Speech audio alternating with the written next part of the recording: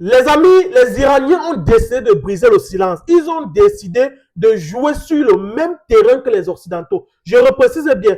Vous savez qu'un ambassadeur qui est envoyé à l'étranger pour une mission diplomatique ne peut pas décider de faire une sortie sur un média pour parler d'une situation qui concerne son pays sans avoir consulté sa hiérarchie au préalable. Sa hiérarchie, c'est qui? C'est les ordres venant de son pays. Alors, je précise que dans cette vidéo, on va écouter une masterclass. Bon, une interview exclusive de l'ambassadeur iranien en France. Notamment, il s'appelle M. Mohamed Amin Nedja, ambassadeur iranien en France, qui explique clairement les contours, les pourtours, les tenants et les aboutissants de la crise qui est en train de frapper l'Iran. Ils expriment clairement ce qu'ils veulent. Parce qu'il faut dire que quand un État accepte qu'un ambassadeur fasse une interview sur une chaîne de télévision, parce que quand il parle là, il ne parle pas pour lui, il parle pour l'État iranien. Il dit ce que l'État iranien lui a dit de dire. Je ne sais pas si vous comprenez ce que je dis. Donc, ne prenez pas les propos de ce monsieur à la légère, prenez la peine d'écouter attentivement, mais écoutez aussi la réaction des Occidentaux vis-à-vis de lui. Et vous allez comprendre que ces gars sont toujours dans le vice. Ce n'est pas que je les accuse ou que je les accable, mais je dis, pendant qu'il va donner cette interview,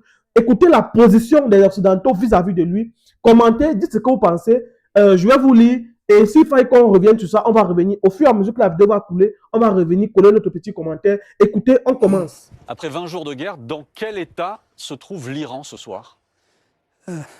Bonsoir.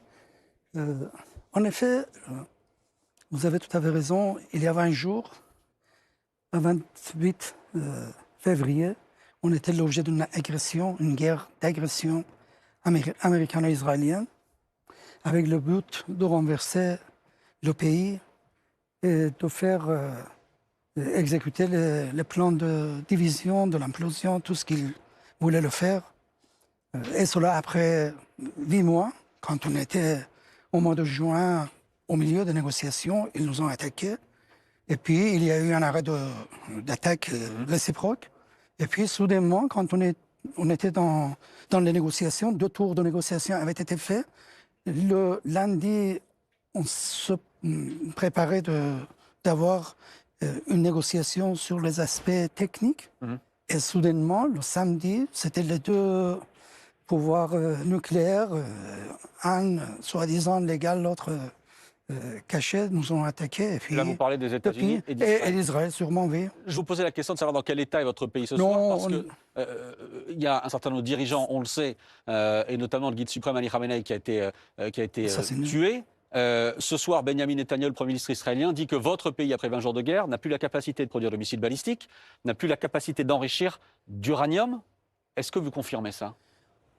En effet, les Israéliens, vous savez bien que surtout ce Premier ministre est l'artisan de mensonges et de guerre. Vous vous souvenez que depuis l'année 90, il a prétendu toujours que l'Iran a une distance d'une semaine, 2 semaines, 1 mois avec l'arme nucléaire.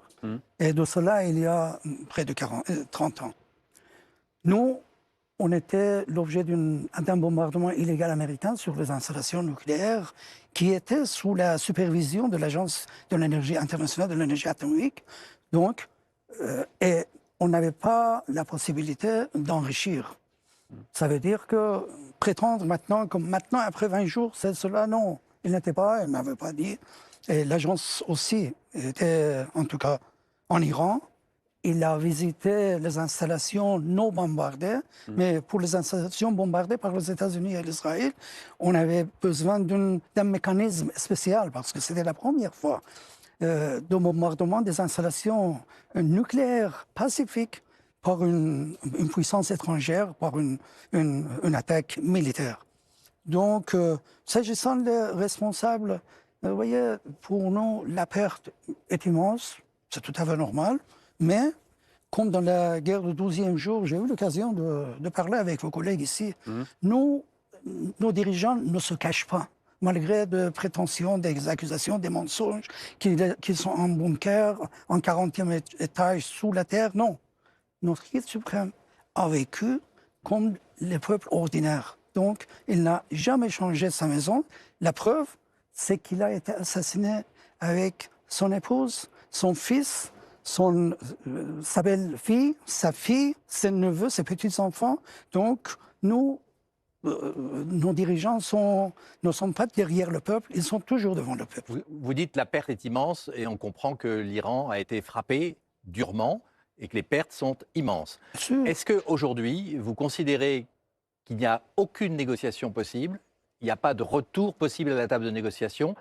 Et est-ce qu'en ce moment même, vous avez toujours, l'Iran, des contacts avec les États-Unis? Est-ce qu'il y a des négociations secrètes ou pas du tout? Et croyez-vous possible, encore une fois, que la guerre s'arrête avec une négociation? Nous n'avons pas quitté la table de négociation.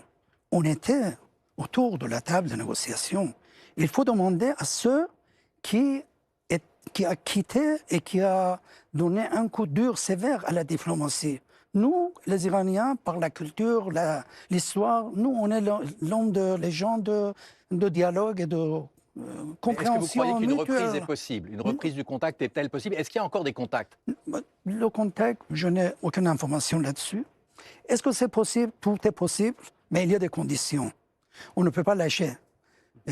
Les autres allaient et après quelques mois seront de retour pour répéter, parce qu'il n'y a pas ni la loi internationale, ni un mécanisme efficace international. Il n'y a pas une vraiment sérieuxité auprès des membres des Nations Unies, du Conseil des Nations Unies, pour qu'ils fassent en sorte qu'ils confirment leur mission de garantir la paix et la sécurité internationale. Ça veut dire qu'il faut condamner l'agression quand il y a le cas.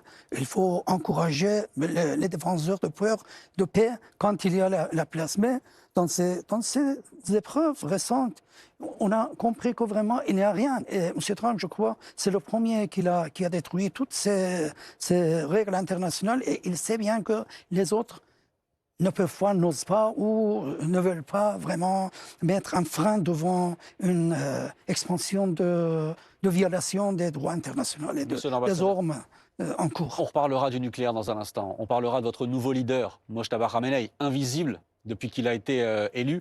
On en parlera. Mais je voulais vous montrer d'abord une carte ce soir. Voici, elle va apparaître ici, tous les sites pétroliers, gaziers que votre pays a frappés ces dernières heures. Est-ce que vous assumez ce soir, comment dire ça, de vouloir mettre à genoux l'économie mondiale?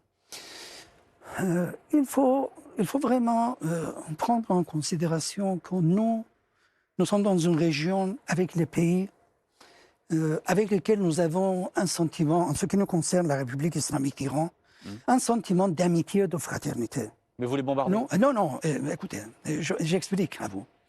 Et il faut dire que l'agression contre l'Iran a eu un objectif à côté des autres. Ça veut dire semer la discorde entre nous et les pays arabes qui sont musulmans, la même culture, les mêmes proximités avec nous. Il voulait essayer vraiment un des objectifs, comme je vous ai dit, de faire oublier aux gens tout ce qu'ils ont fait à Gaza et ailleurs, et puis toutes ces exactions de comportement. Donc pour nous, c'est une région où il faut qu'il y ait une paix. Nous n'avions pas aucune précédente d'agressivité et d'agression de la part d'Iran envers les pays frères arabes dans la région. Mais comment vous expliquez que vous puissiez bombarder, par exemple, Oman, qui était le lieu des négociations, qui était un pays qui voulait la négociation? Comment vous expliquez que vous bombardez les infrastructures de gaz du Qatar? Je vais vous dire. Oui. C'est incompréhensible pour les téléspectateurs. Non. Oui, j'explique. Parce que, vous voyez, vous devez refléter les informations qui viennent aussi de la part des Iraniens. Parce que, en ce qui concerne l'Oman, on avait dit, tout de suite, on a agi, on a dit que c'est un faux drapeau.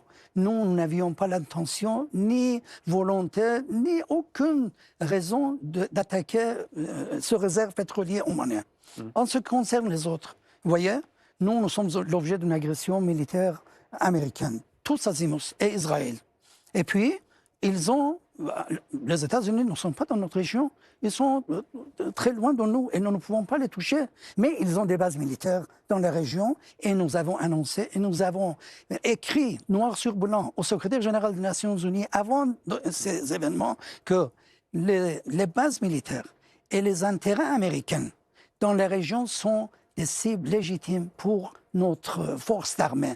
Donc, où il y a les intérêts américains, où il y a une cible pour les Iraniens et pour notre force armée. Donc, pour vous, tous les sites pétroliers de la région, de ces pays-là, vous dites ce sont nos amis, tous les sites pétroliers, ou une bonne partie des sites pétroliers, pour vous, ce sont des cibles légitimes? Non, pas tous les sites, mais où il y a des intérêts américains, c'est une cible pour les Iraniens. Et le gaz, c'est la guerre du gaz aujourd'hui. Et ça prive les Iraniens de gaz, eux-mêmes. C'est-à-dire que le peuple iranien est touché. Regardez, il faut demander à l'agresseur qui a commencé à bombarder les installations gazières dans la région. Qui est-ce qui a été?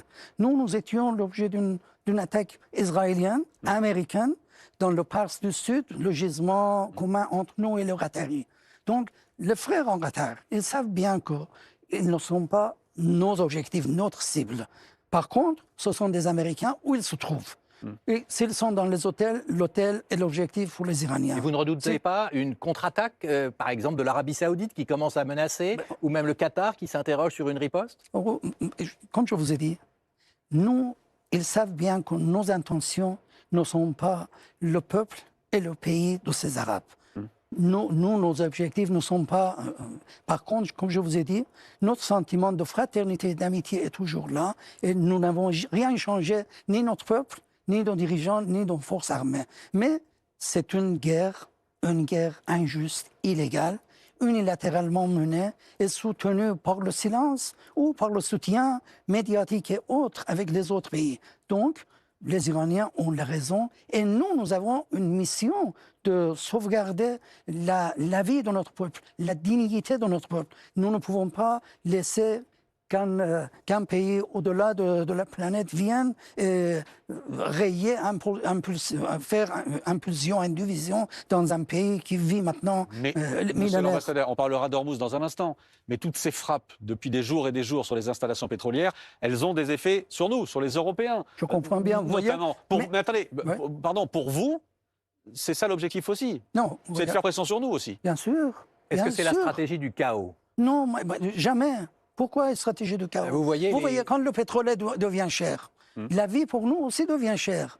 Nous produisons une limite quantité de pétrole et gaz que la majorité est consommée à l'intérieur du pays. C'est une petite partie qui sont à l'exportation, et cela pour les sanctions illégales, illégitimes, américaines et occidentales contre nous et nos installations pétrolières. Donc, nous exportons une partie, mais nous importons beaucoup. Nous importons la technologie, nous importons des équipements, nous importons beaucoup de machinerie.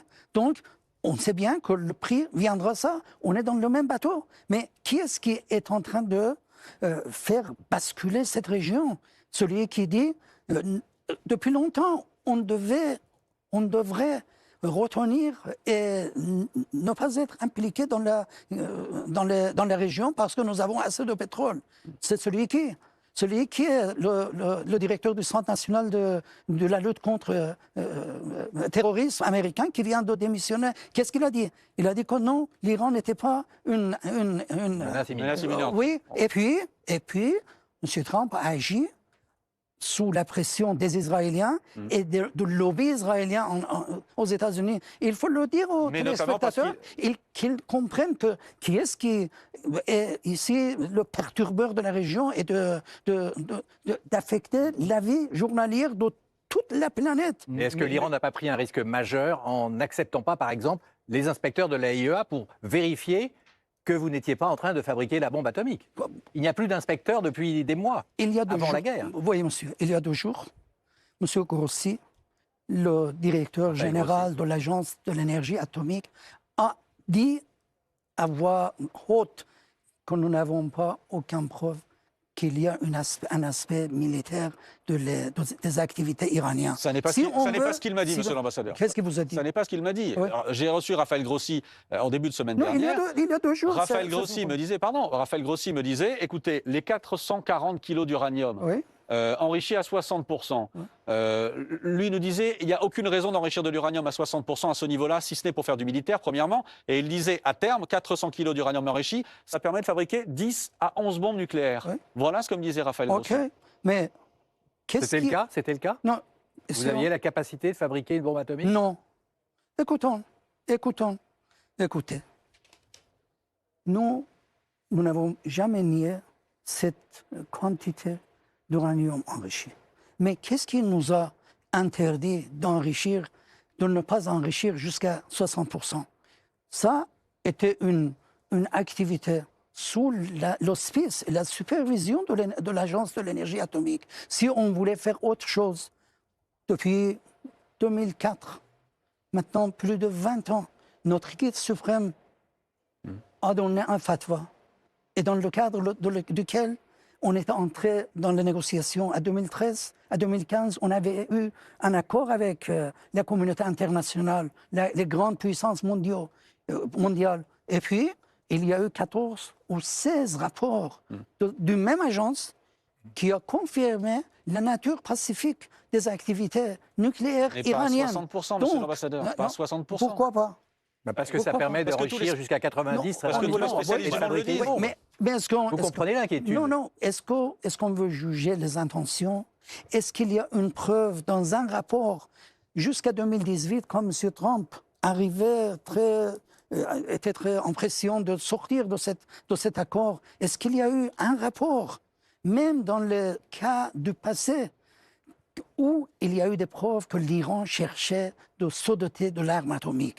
Et puis, aujourd'hui, après 20 jours, 12 jours, c'était passé, ces 20 jours, si on avait une telle possibilité, une telle capacité, on devrait être très... Vous voyez? Donc, alors, vous n'avez pas répondu à la question sur les 400 kilos d'uranium enrichi et sur la négociation. Est-ce que, par exemple, il pourrait y avoir une sortie de crise, une trêve, si vous acceptiez, par exemple, de livrer aux Russes ou aux Américains ces 400 kilos? Est-ce que c'est négociable ou pas? Regardez. Est-ce qu'il y a une possibilité de négocier? Dans les récentes négociations à Genève, il y a eu l'envoyé spécial du gouvernement britannique qui a avoué que l'Iran a offert ce qui n'a pas été imaginable même. Donc l'Iran était prêt et nous avons demandé à votre ministre, demandé au président Macron quand à New York, l'année dernière, il y a eu des négociations. Prêt à rendre les 400 kilos? Comment? À abandonner ces 400 kilos? Prêt à ça?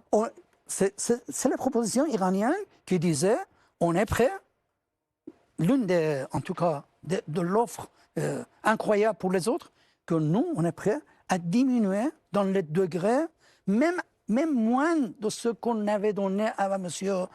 Obama. Donc prêt à diluer cet uranium? Bien sûr. Ça, c'était le cas. Donc, quel pays pouvait vraiment chercher l'arme atomique et puis donner une proposition de diluer à des degrés toujours sous la supervision et inspection de l'Agence de l'énergie atomique. Donc, parlons vraiment de ce qui est sur le terrain très concret. Il a dit, oui, on peut toujours, même avec 20%, on peut aller vers la bombe.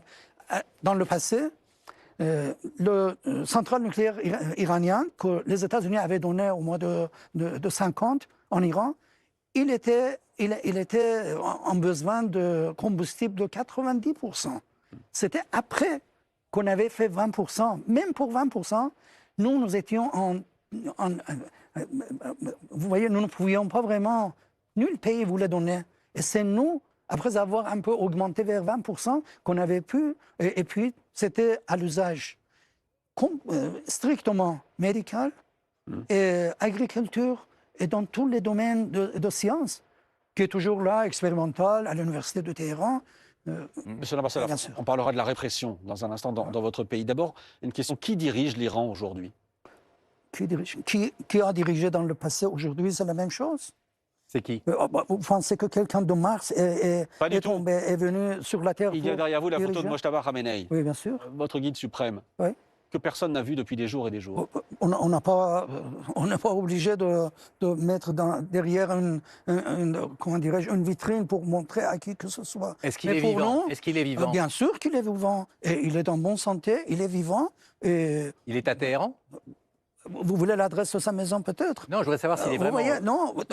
moi je suis ici. Vous voyez, moi je suis ici ambassadeur. Je ne demande jamais l'adresse de mon guide suprême où il dort ce soir ou l'autre jour. Mais il est vivant, blessé. Il est sous le contrôle. Et puis, si ce n'était pas le cas, vous pensez que qu'est-ce qu'il pouvait arriver en Iran? L'Iran n'est pas un pays fédéral. L'Iran est un pays bien structuré, bien soudé, avec la direction. Vous avez vu que même avec le martyr de notre guide suprême, Rien n'a pas changé dans le pays. Est-ce qu'il est vivant et blessé? Est-ce que vous pouvez nous donner plus d'informations sur son sort? Vous voyez, mon frère. C'est important parce que c'est le guide suprême. Je vous dis quoi. Quand notre guide suprême tombait martyr, la femme de notre actuel guide est morte. Sa fille est morte. Et ils étaient dans la même maison, avec le guide suprême, avec son épouse, avec la belle-fille avec la fille de guide suprême. Donc, on dit qu'il est blessé. Mais si vous me demandez confirmer dans quel degré, comment, je ne peux pas vraiment vous répondre. Mais monsieur l'ambassadeur, ce que vous nous dites, l'Iran est un grand pays et on le sait, une immense histoire, 3000 ans d'histoire. Vous nous dites que si le guide actuel n'était pas en mesure d'assumer, il y aurait quelqu'un d'autre qui lui succéderait, c'est ça que vous voulez dire? Non, je ne dis pas. En tout cas, vous voyez, quand notre conseil des experts ont choisi le guide suprême, ils étaient sûrs qu'il peut assumer. Sinon, ce n'est pas une dynastie, vous voyez. Ce n'est pas parce qu'il est le fils de notre guide suprême qu'il devient le guide suprême. Non, ce n'est pas en Iran. Pourquoi ne se montre-t-il pas au grand jour? Pourquoi ne se montre-t-il pas à la télévision? Attendez, j'aime bien aussi le voir. Mais si vous voulez demander ça, je peux transmettre vos souhaits. Mais le pays est guidé et dirigé avec une sagesse qui est la sienne. Et le guide suprême supervise. Et juste aujourd'hui, il a envoyé un message pour condoléances pour la perte de notre secrétaire du Conseil suprême de la sécurité nationale. Ali Larijani. Ali Larijani. Donc, il est toujours là, il est toujours actif. Vous l'avez reconnu là, plusieurs hauts dirigeants de votre pays ont été éliminés. Le guide Ali Khamenei, Ali Larijani également et beaucoup d'autres. L'objectif affiché dans cette guerre, notamment par Israël, c'est de renverser le régime. Ouais. Qu'est-ce que il vous faut dites? toujours avoir un souhait de renverser.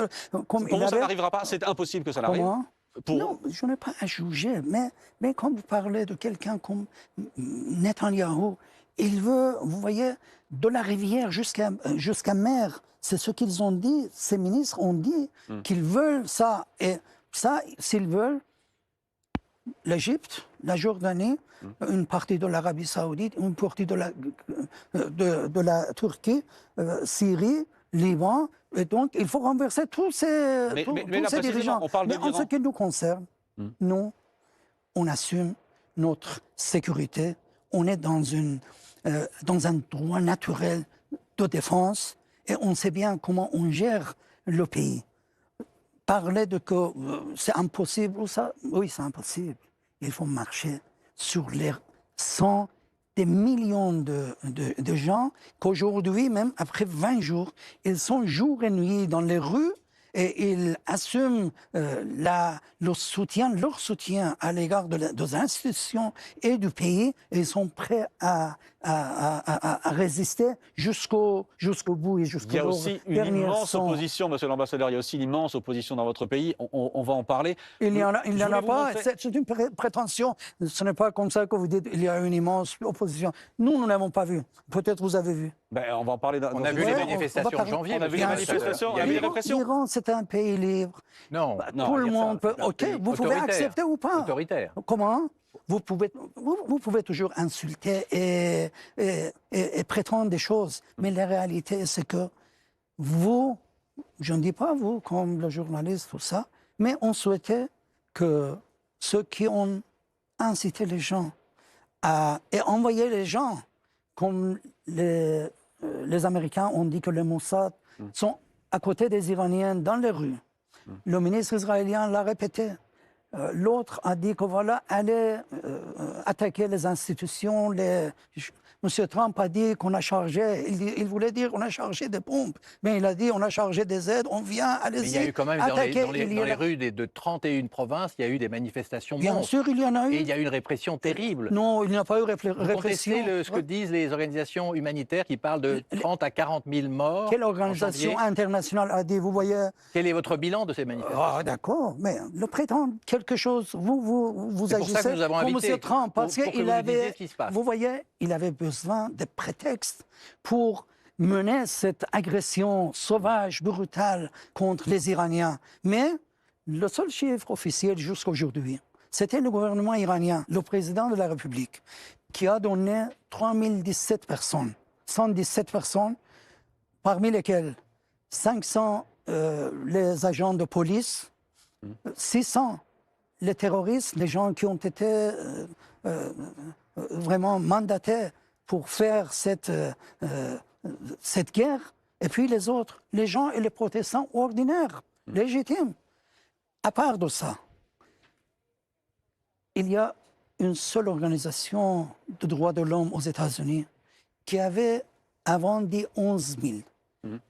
Récemment 7 000, et après il est venu à 4 000 et 3 000 et quelques noms, parce que ce sont des noms avec le numéro de carte d'identité, avec l'adresse, tous. Et pour eux, 1000 personnes de plus, la plupart, seulement le nom qu'on ne trouve pas. Il y en a ceux donc qui 30, 40 000 morts, c'est faux selon vous? Bien sûr. Ce n'est pas un chiffre crédible? Non, bien sûr. Vous nous donnez, comme vous dites. Je vous pose la question, monsieur Bien sûr que non. Je dis, le seul crédible, officiel, c'est le gouvernement iranien. Vous parlez des organisations de droits de l'homme. Je dis, aux États-Unis, il y en a une qui parlait de 11 000, 7 000, récemment 4 000. Mais 1000 sont à peu près 1000 au-delà de ce que nous avons donné officiellement, mais il y a seulement des noms, sans numéro d'identité, sans l'adresse. Mais monsieur l'ambassadeur, je vais ajouter 3 personnes mortes de plus. 3 personnes que votre régime a choisi d'exécuter. Aujourd'hui, par pendaison, vous les qualifiez d'émeutiers, ils ont été pendus pour meurtre et pour avoir mené une opération en faveur des États-Unis et d'Israël. Comment pouvez-vous justifier d'exécuter ces personnes? Vous regardez bien. Celui-là est un policier. Il est tombé mort avec 80 coups de couteau et de machette. Et les gens qui ont été, en tout cas, eu leur sort, c'était pour cette... Chez nous, quand il y a un massacre comme tel, un assassinat comme tel, nous avons la loi selon laquelle il faut le pendre. Mais vous savez aux que États-Unis, c'est comme les États-Unis. Vous voyez, en France, vous n'avez pas... Monsieur l'ambassadeur, il y en a. Parmi ces 3 personnes exécutées aujourd'hui, l'une d'entre elles, ses proches disent très clairement, il n'était pas sur les lieux de la manifestation et de la mort de ce policier. Il n'était pas là. Il a plaidé l'innocence et il a été exécuté. Oui, peut-être vous avez une liaison directe avec leur famille. Mais nous avons... Non, ce sont des proches qui ont dit ça. Les proches, vous avez avec les proches. Mais pour nous, nous avons une justice et nous sommes responsables à l'égard de la vie de notre citoyen. Donc, la justice est rendue. Et elle est juste, documentée, basée sur les preuves. Et donc les exécutions vont continuer. Qui est l'objet d'une peine qui ne veut pas vraiment se décharger? Donc, c'est normal qu'ils disent. Mais nous, quel intérêt pour le gouvernement iranien de prendre quelqu'un qui n'a fait rien, qui n'était pas sur le lieu de l'assassinat? Quel gouvernement? Avec quel intérêt? Mais monsieur l'ambassadeur, pour terroriser l'opposition. Vous dites que ces 3-là étaient coupables de meurtre. L'an dernier, il y a eu, d'après les ONG, au moins 1500 personnes exécutées dans votre pays. Ouais. Parmi ces 1500 personnes, vous nous dites qu'il n'y avait pas d'opposants politiques. Jamais d'opposants politiques. Non. Non. Les yeux dans les yeux, vous nous dites, jamais aucun opposant politique n'est exécuté chez vous. Regardez, chez nous, il y a un fléau qui est la drogue. Et la plupart de ces exécutions sont les gens qui ont commis de délits de drogue. Mais pour les gens, non, il y a la prison. Si quelqu'un en fait, tout se fait dans le cadre de la loi. Si quelqu'un en fait un délit, qui commet un délit, où il y a une sanction précise, donc le gouvernement même va agir avec la justice, je dis, avec une souplesse, avec vraiment une vision de flexibilité. Vous savez très bien que cette souplesse dont vous parlez n'est pas du tout considérée comme étant cela par beaucoup d'observateurs, même par des chefs d'État et de gouvernement, qui condamnent les exécutions. Quel chef d'État, gouvernement Mais des Européens en particulier, qui condamnent la répression. Bon, vous parlez, vos paroles sont bien, et très claires en tout cas, Alors, à mon avis. Et donc non, vous... Non, deux questions encore à vous poser, monsieur l'ambassadeur. Une sur Emmanuel Macron dans une seconde, mais une autre sur une éventualité dont on a beaucoup parlé ces dernières heures, celle d'une opération terrestre lancée par les Américains sur votre sol, sur le sol iranien. Que se passera-t-il si Donald Trump finit par décider d'envoyer des soldats américains sur le sol iranien? Nous n'avons pas changé notre vision ni notre position. Nous sommes dans notre droit légitime, naturel de défense. Et donc, c'est tout à fait normal que nos forces armées ont déjà prévu ce qu'il devait être prévisible. Et ils vont, bien sûr, mener leurs actions de défense.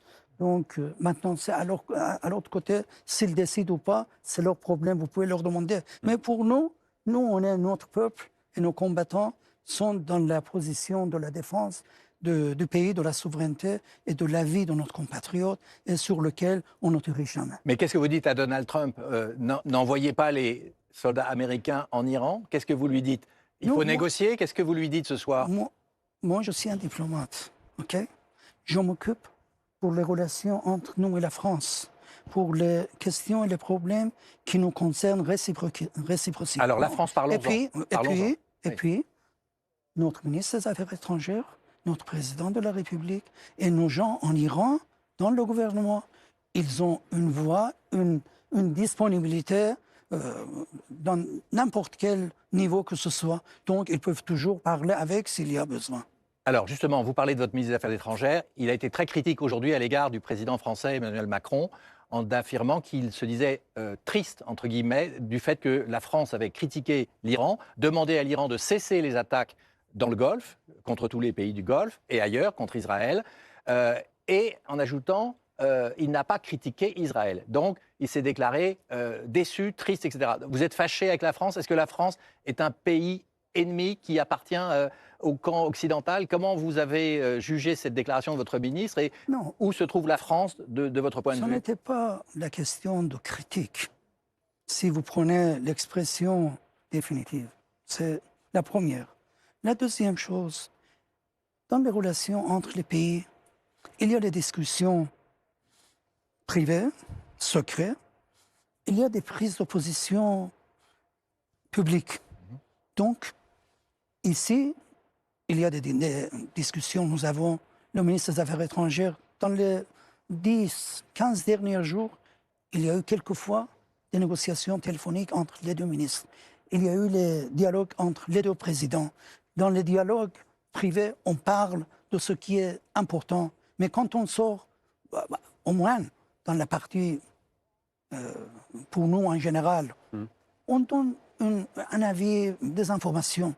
Notre ministre a critiqué que quand Israël a attaqué notre installation gazière, c'était souhaitable que les dirigeants mondiaux européens condamnent cette exaction dans le comportement, parce que ce sont des infrastructures énergétiques qui touchent tout le monde. Mais il y a eu une prise de position après la riposte iranienne contre les intérêts américains. C'est ce il voulait transmettre et je pense que le message est transmis et ce n'est pas le public qu'on doit aller... On ne peut pas vous quitter, monsieur l'ambassadeur, sans vous demander des nouvelles de nos deux Français qui sont retenus à Téhéran, Cécile Collère et Jacques Paris. Est-ce qu'ils vont bien et pourquoi ne peuvent-ils pas quitter l'Iran? Mais pourquoi ne peuvent-ils pas quitter l'Iran? Comment vont-ils? Pourquoi vous ne les laissez pas sortir de l'ambassade pour prendre l'avion pour Paris? Le sort de ces deux ressortissants iraniens, depuis 2 ans que je suis ici, je suis avec une attention particulière et j'ai eu l'occasion de parler là-dessus. Et je souhaitais toujours que leur procès soit final et finalisé et puis qu'ils peuvent vraiment, que nous soyons témoins de leur retour en France. Nous, pour la première fois, nous avons libéré 2 détenus jugés par notre justice et condamnés par des années. Et cela dans le cadre d'une entente entre nos deux présidents et nos deux dirigeants, les dirigeants de nos pays. Nous les avons libérés, nous les avons mis à la disposition de l'ambassade de France et ils sont sains et saufs. Il y a eu des médecins qui sont partis en Iran, qui ont examiné, et ils sont tous là. Mais le mécanisme, ce n'est pas dans un studio de télévision que je dois expliquer, que vous devez me demander. Vous pouvez demander toujours, vous avez raison, parce que l'opinion française le demande. On a envie de les revoir. Oui, comment? Oui, bien sûr. À Paris. Mais, oui. Pas à l'ambassade, mais à Paris. Oui. C'est possible? Comment? C'est possible? C'est toujours possible qu'ils viennent. Mais il y a un mécanisme bien désigné par les deux présidents, par les responsables de deux pays. Le moment venu, bien sûr, moi je serai parmi les premiers qui seraient contents parce que nous n'avons aucun intérêt, aucune volonté de nuire un Français, ce soit. Par contre, il y a beaucoup de points communs entre nous et la France.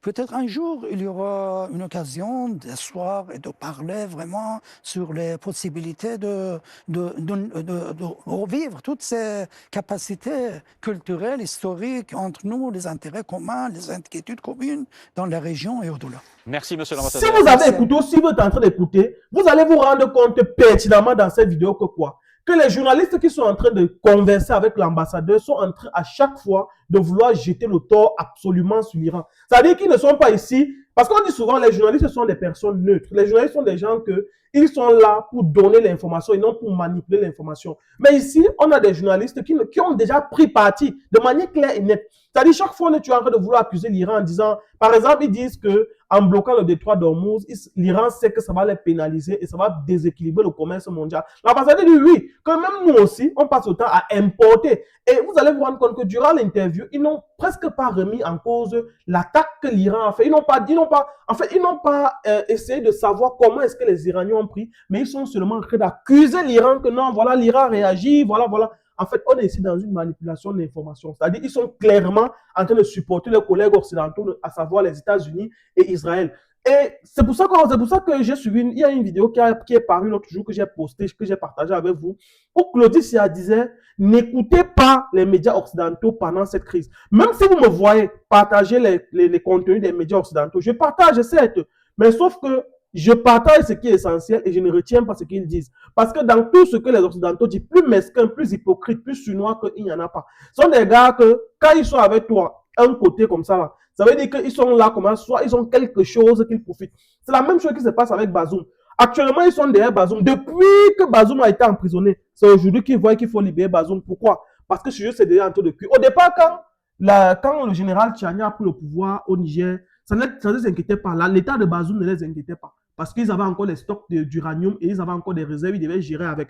Mais maintenant, puisque leur stock d'uranium est déjà en train de s'épuiser et qu'ils se rendent compte que c'est en train de peser sur leur économie et qu'ils puisaient plus de 20 à 25% de l'uranium qu'on consomme en France, au Niger, et que ça représente un coût énorme dans le portefeuille français, ils commencent maintenant à faire des sorties en disant le Niger doit libérer Bazoum. Ils ne sont que là pour leurs intérêts. Quand vous avez compris comment ces gens fonctionnent, même quand vous écoutez leurs médias, vous allez savoir quoi écouter et quoi ne pas écouter. Et quoi comprendre et quoi ne pas comprendre. Moi, je vous dis toujours, les Occidentaux sont des fins manipulateurs, des fins stratèges. Quand vous écoutez, moi, ce qui m'a intéressé dans cette vidéo, c'est ce que l'ambassadeur iranien dit, c'est ses propos, c'est sa position vis-à-vis de la guerre. Observez bien que depuis que cette guerre a commencé, par exemple, hier, M. Macron a fait une sortie où il disait que la France ne se prononce pas. La France ne se prononce pas pour assister les États-Unis avec leur porte-avions, disant que parce que les États-Unis ont demandé de l'aide, qu'ils ont besoin que leurs alliés historiques viennent les aider à ouvrir le détroit d'Ormuz. La France est sortie en disant que non, nous, on n'est pas là. Que quand vous allez finir de faire la guerre, faites la guerre comme vous voulez. Lorsqu'il va falloir maintenant arranger les décombres, oui, vous pouvez nous appeler, on va venir vous aider. Mais si c'est pour faire la guerre là, parce qu'à cet instant, leurs intérêts ne sont pas menacés. Ils ont dit clairement qu'eux, ils se contentent de leurs ressortissants. Ça veut dire que s'il y a des ressortissants de leur pays là-bas, ils peuvent se battre pour faire des efforts, pour mettre leurs ressortissants en lieu sûr. C'est ce que M. Macron a dit, c'est visible. Vous pouvez encore chercher. Je crois que j'ai posté ça sur ma chaîne. Si vous allez sur la vidéo que j'ai postée hier concernant la France, vous allez voir ce que je suis en train de dire. Vous allez vérifier cette information. Donc, vous allez vous rendre compte que les les médias occidentaux sont des fins manipulateurs.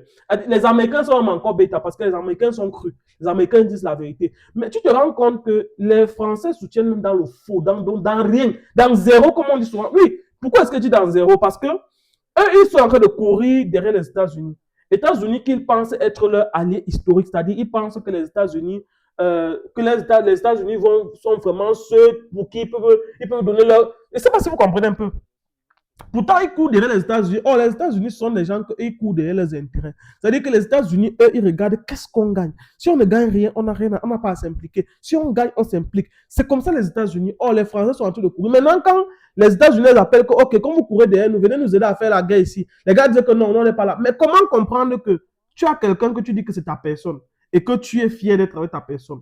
Maintenant, puisque c'est ta personne et que tu es fier d'être avec ta personne, ça veut dire que si ta personne a un problème, le minimum que tu puisses faire, c'est de l'assister. Le minimum que tu puisses faire, c'est aussi d'apporter ta part de pierre d'édifice à ta personne. Mais par contre, tu te rends compte, mais on se rend plutôt compte avec ce que les Français font, c'est quoi? C'est que dès qu'il y a une situation comme ça, les gars disparaissent, ils peuvent venir faire comme ils font là dans les médias. Donc faites attention quand vous écoutez les informations venant de ces chaînes, de ces gars-là. Faites très attention. Je n'ai pas dit que tout ce qu'ils disent est faux. Mais à 80%, tout ce qu'ils disent parfois, l'information est très souvent manipulée et truquée pour que ça entre dans le sens de ce qu'ils veulent que ça passe comme message.